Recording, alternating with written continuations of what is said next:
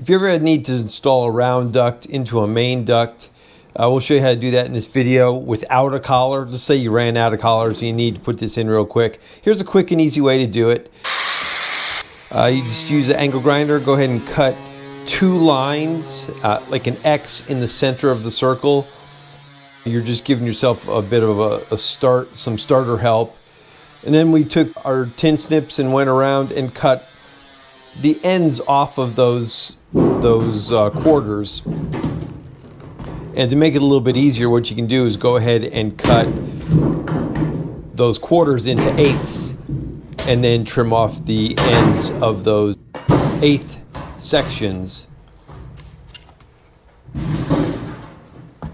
gotta be real careful when anytime you're cutting duct sheet metal. It is razor sharp, so you just got to take your time and wear gloves. Once we got all those ends trimmed off, we can take a pair of Lineman's pliers and go ahead and bend them back.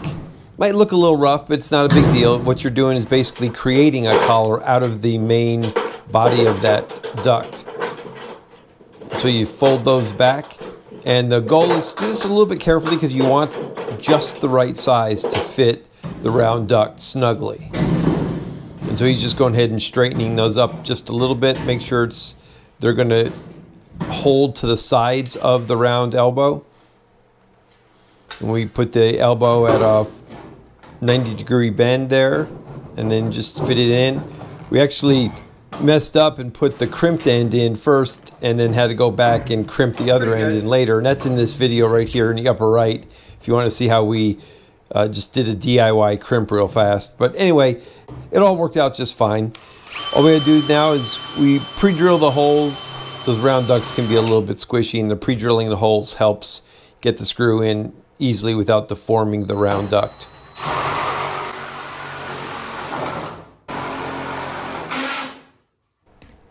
We screwed in the flaps on opposite sides, say at 3, 6, 9, and 12 o'clock.